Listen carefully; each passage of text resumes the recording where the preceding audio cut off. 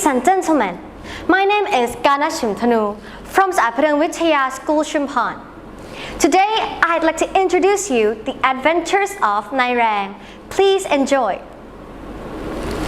A long time ago, there was a couple who lived in a small village near Patalung on the northeast shore of Songkhla Lake. They had been married for many years but remained childless. They loved children and so wanted one of their own. They prayed every day for God to grant their wish. Nothing happened. In desperation, they went along to the temple and asked the abbot for his help.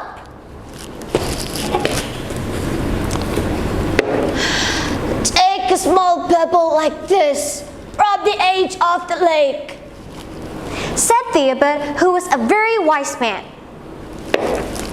Wrap it in white cloth, make your wish, and put it under your pillow.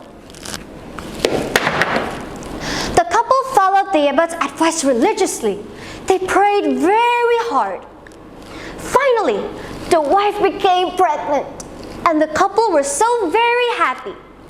As the baby grew inside her, she began to eat and eat and eat. Wife, you must remember, dear husband, I am eating for two, she explained. But even so, she was eating much more than the average person, and for 9 months she ate and ate and ate. When she came to term, she gave birth to a big, healthy baby boy. In fact, he was very big indeed, so big they named him Nayraeg. Rang means strength or power. He had a huge appetite, just like his mother when she was carrying him. He ate 1 pan of boiled rice, 10 bunches of bananas, and drank milk all the time. He always seemed to be eating, and his parents began to despair, for they simply couldn't afford to feed him. The situation became so serious that his parents began to wish the unthinkable. They began to wish he had never been born. He ate and ate and ate and grew and grew and grew. When Nayraeg was about 10 years old, his father asked him to cut down the biggest tree in the forest. We need firewood for the winter, his father explained. See what you can do. To his shame, his father secretly hoped that his huge son would meet a tragic accident. Instead, Nayraeg felled the tree safely, chopped it into suitably sized firewood, and carried the bundles back to the cottage.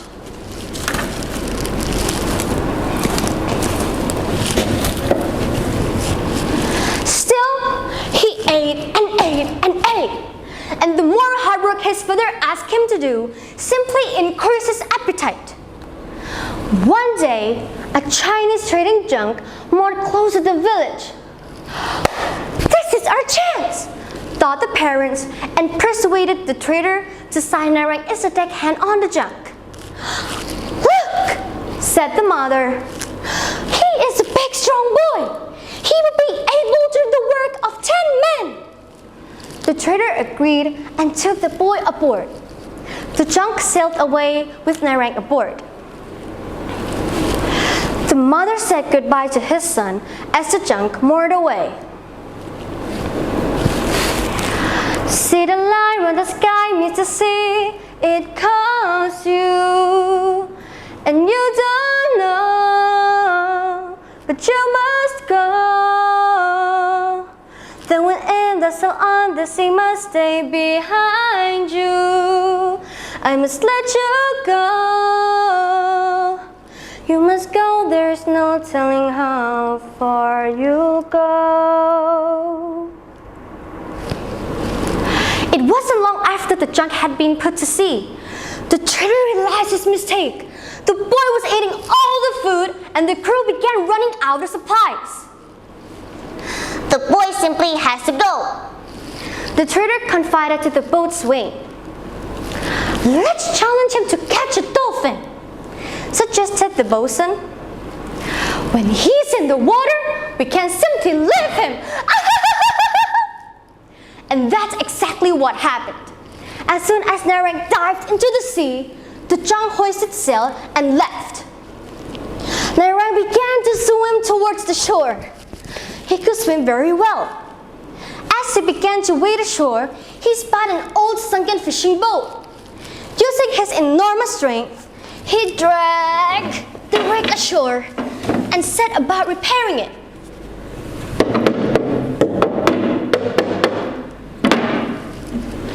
It wasn't too difficult, and after a few days, he had a seaworthy craft and set sail for home.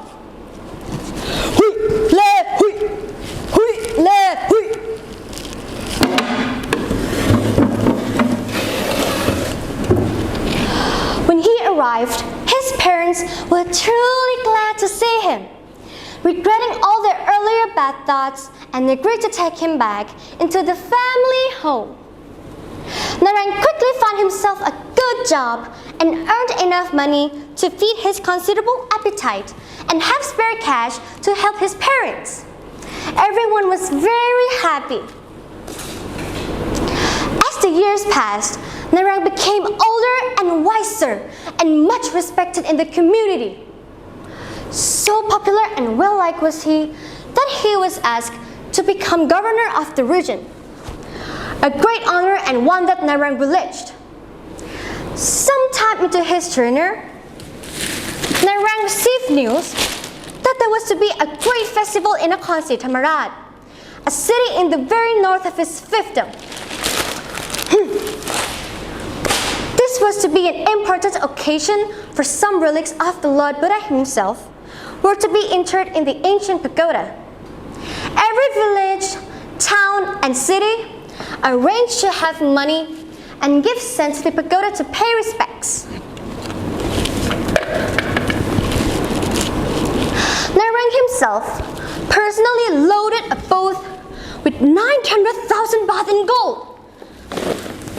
And he and his entourage set sail up the coast to Nakhon. On the way north, a great storm blew in from the northeast. It raged and raged, and Nayraeg's boat was pushed south and closer to the shore. Suddenly, a huge wave swept the fragile craft to ground and smashed it against the rocks. It was badly damaged and needed some serious repairs. They certainly missed the ceremony and the honor of paying respects to the remains. Nayraeg was deeply saddened. He ordered his men to carry the gold ashore and bury it somewhere safe.